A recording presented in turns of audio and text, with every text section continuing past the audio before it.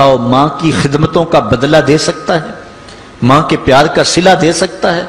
عرض کی گئی کہ میں اپنی ماں کو اپنے کندھوں پہ اٹھا کر کے حج کروایا ہے اور سائی اور کعبۃ اللہ کا طواف کرایا ہے، اور حالت یہ تھی کہ اگر چٹان کے اوپر گوشت کا ایک ٹکڑا ڈال دیا جاتا تو وہ بھی بھن کے کباب بن جاتا، اتنی گرمی کی شدت تھی۔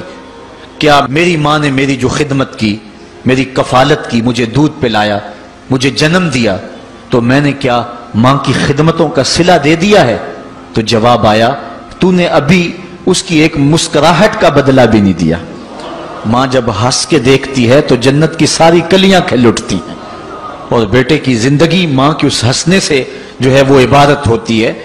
بیٹے کے لیے ماں کے جو جذبات ہیں، ماں کی جو کہانیاں ہیں، ماں کے سینے میں جو درد کے امٹتی ہوئی ایک کائنات ہے، اس کا کوئی بدل نہیں ہو سکتا۔ ساری زندگی ایک ٹانگ پہ کھڑا ہو کے بندہ ماں کی خدمت کرتا رہے پھر بھی حق ادا نہیں ہوگا۔ ماں ماں ہوتی ہے، اللہ تعالیٰ جل شانہ نے اس کو وہ درجے عطا فرمائے۔ بیٹے کے ساتھ جو پیار ماں کرتی ہے بھلا کوئی کر سکتا ہے؟ کوئی اتنی محبت دے سکتا ہے جتنی ماں محبت دیتی ہے؟ ساری زندگی بھی انسان ان محبتوں کا بدل دینا چاہے تو نہیں دے سکتا، چونکہ ماں کے پیار کا کنارہ ہی کوئی نہیں۔ ماں کی محبت کی گہرائی اور گہرائی کو کوئی ناپ ہی نہیں سکتا۔ سمندر کے پاتال تک تو شاید کوئی پہنچ گیا ہو، لیکن ماں کے پیار کا کنارہ آج تک کسی کو نہیں ملا۔ اللہ تعالیٰ نے اس کے سینے میں دھڑکتا ہوا جو دل رکھا ہے اور تڑپتی ہوئی جو ممتا رکھی ہے، وہ ایک مثال بنی ہوئی ہے کہ کسی نے کسی کو کہا کہ میں تیرے پہ راضی تب ہوں گی کہ اگر تو اپنی ماں کا کلیجہ نکال کے لے آئے۔ تو اس بدبخت نے اپنی اس محبوبہ کی خواہش کو پورا کرنے کے لیے اس اقدام کی تیاری بھی کر لی، اور جا کے ماں کا سینہ چیرا اور اس کا کلیجہ نکالا، اور اپنی اس محبوبہ کی خوشنودی کے لیے تیز تیز آ رہا ہے کہ میں اس کو دکھاؤں کہ میں نے یہ کارنامہ بھی سر انجام دے دیا اور یہ چوٹی بھی سر کر لی ہے۔ تو تیزی سے آ رہا تھا، راستے میں ٹھوکر لگی، جب گرا تو کہتے ہیں ماں کے کلیجے سے آواز آئی پتر چوٹ تو نہیں آئی ہے؟ یہ ماں کے پیار کا روپ ہے، یہ ماں کی محبت کا انداز ہے۔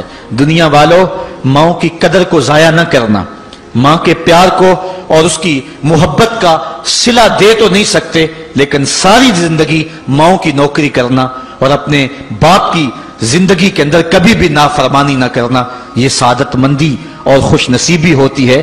حضور نے منبر کی 3 سیڑھیوں پہ قدم رکھتے ہوئے آمین آمین کہا تھا، تو بعد میں پوچھا گیا حضور آپ نے ہر سیڑھی پہ قدم رکھتے ہوئے آمین کہا، تو یہ کیا ماجرا تھا؟ فرمایا جبریل آئے تھے، انہوں نے مجھے کہا تھا اس شخص کی ناک خاک آلود ہو جو ماہ سیام رمضان المبارک کو پائے اور پھر کثرت عبادت سے اپنی بخشش نہ کروا سکے، تو میں نے آمین کہا۔ پھر کہا اس شخص کی ناک خاک آلود ہو جو والدین کو بڑھاپے میں پائے اور جنتی نہ ہو سکے ان کی خدمت کر کے، تو میں نے آمین کہا۔ پھر جبریل نے کہا اس شخص کی ناک خاک آلود ہو جس کے سامنے آپ کا ذکر کیا جائے اور آپ پر درود نہ پڑے، تو میں نے آمین کہا۔ تو وہ شخص کتنا بد نصیب ہے جو والدین کو ناراض کر لیتا ہے۔ میں کہتا ہوں ساری کائنات ماں کے قدموں تلے ہے، بلکہ میرے محبوب نے جنت کو ماں کے قدموں تلے قرار دیا۔ الجنت تحت اقدام الامہات، جنت ماں کے قدموں تلے ہیں۔ ماں اتنا پیار کرتی ہے کہ جس کا کسی ترازو پہ تول نہیں ہو سکتا، اور اس کے پیار کا صلہ بدلہ ساری زندگی خدمت میں بھی گزار دیں پھر بھی نہیں دیا جا سکتا۔ اللہ تعالیٰ جل شانہ نے ایسا رشتہ ماں کی صورت میں پیدا کیا ہے، جنت کی چھاؤں کا دنیا کے اوپر روپ ہے ماں کی ذات، جنت کی گھنی چھاں ہے ماں کا وجود، اور اللہ نے اپنی رحمتوں کو اگر کوئی صورت دی ہے تو وہ ماں کا روپ ہے، اور ماں کے سینے میں وہ تڑپتی ہوئی ممتا اور محبت کے وہ پگھلتے ہوئے جذبات رکھے گئے ہیں کہ دنیا پر ماں کے پیار کا بدل نہیں ہے۔ میں کہا کرتا ہوں آج کوئی شے بھی خریدنے نکلیں تو آپ وثوق سے نہیں کہہ سکتے یہ خالص ہے، ہر شے 2 نمبر دستیاب ہے، ہر شے میں ملاوٹ ہے، لیکن ایک چیز آج بھی ملاوٹ سے پاک ہے اور وہ ماں کا پیار ہے۔ ماں کی محبت آج بھی کھری ہے اور آج بھی اس میں کوئی ملاوٹ نہیں ہوئی۔ بچہ بوڑھا بھی ہو جائے لیکن ماں کے لیے وہ بچہ ہوتا ہے، ماں کی دعائیں اسی طرح اس کے لیے ہوتی ہیں، اور بچہ آغوش مادر میں آ کر پھر طفل سادہ رہ جاتا ہے۔ یہ ماں کا پیار اور ماں کی محبتیں ایک شاعر نے ماں کی محبت کا نقشہ کھینچتے ہوئے کیا خوبصورت بات کہی. وہ کہتا ہے مدت ہوئی میری ماں نہیں سوئی تابش، میں نے ایک بار کہا تھا مجھے رات کو ڈر لگتا ہے. کہا سحری کے وقت میں نے ایک بار اٹھ کے رات کو چونک کر کہا تھا مجھے رات کو ڈر لگتا ہے. مدت ہوگی اس بات کو، یہ قصہ پرانا ہو گیا ہوا ہے، مجھے بھی بھول گیا ہوا ہے، لیکن میری ماں رات کو نہیں سوتی، میرے بیٹے کو کہیں ڈر نہ لگ رہا. یہ ماں کے پیار کا روپ ہے. علامہ اقبال جب ان کی والدہ انتقال کر گئیں تو وہ دیار غیر میں تھے، تو اس وقت انہوں نے ایک طویل مرثیہ لکھا اپنی ماں کی یاد میں، جس کا عنوان ہے والدہ مرحومہ کی یاد میں. اس کے اندر لکھتے ہیں اب وطن میں ہوگا کس کو میرا انتظار، وطن میں ہوگا اب کس کو میرا انتظار، کون میرا خط نہ آنے سے رہے گا بے قرار، آرزو لے کر تیری خاک مرکت پہ آؤں گا، اب دعائے نیم شب میں کس کو میں یاد آؤں گا. کون پچھلے پہر اٹھ کے دعا کرے گا؟ ہر ایک سے کہنا پڑتا نا جناب دعا کرنا، مولوی صاحب سے بھی عرض کرنا پڑتا حضور دعا میں یاد رکھنا، پیر صاحب سے گزارش کرنا پڑتی ہے جناب مجھے دودھ راتوں میں اور چاندنی راتوں میں مجھے یاد رکھنا. حاجی کو معتمر کو کہنا پڑتا جناب دیار حرم میں جا رہے ہو اور دیار حبیب میں جا رہے ہو، وہاں مجھے دعاؤں میں یاد رکھنا، سین حرم میں بھی اور جالی کے سامنے بھی. ہر ایک کو کہنا پڑتا ہے کہ مجھے دعاؤں میں یاد رکھنا. کبھی ماں کو بھی کہنا پڑا کہ امی دعاؤں میں یاد رکھنا.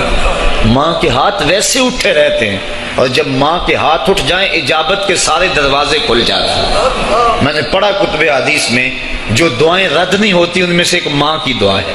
جب ماں ہاتھ اٹھا دے تو جنت کے سارے دروازے کھل جاتے ہیں. اور یہ لازمی نہیں ہے کہ ماں رابعہ بصریہ ہو تو پھر ہی اس کی دعا قبول ہوتی ہے.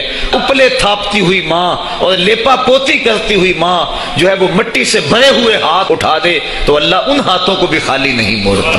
ماں جب بولتی ہے تو اس کے لہجے میں جبریل بولتا ہے. ماں جب مسکراتی ہے لگتا ہے جنت کی ساری کلیاں کھل اٹھی ہیں.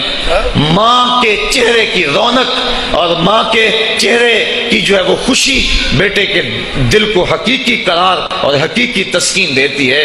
جو ٹھنڈ ماں کے ساتھ نصیب ہوتی ہے وہ کائنات میں کسی اور جگہ پہ نہیں ہے. جو گھنا سایہ ماں کے دامن میں ہے وہ کسی اور جگہ میسر نہیں ہو سکتا ہے. وہ کیا کہا تھا کسی نے کہ 5 اسٹار ہوٹلوں میں کھانا کھانے میں وہ لذت کہاں جو چولہے پر بیٹھ کے ماں کے ہاتھوں سے پکی ہوئی چپاتیاں کھانے میں آتا ہے. عالی جناب حضرت صاحب کیا کیا اسٹیٹ سیکرٹری نام لیتے ہیں، لیکن وہ لطف کہاں جو ماں اوئے ببلو اوئے پپو اور اوئے مٹھو کہہ کے پکارتی ہے.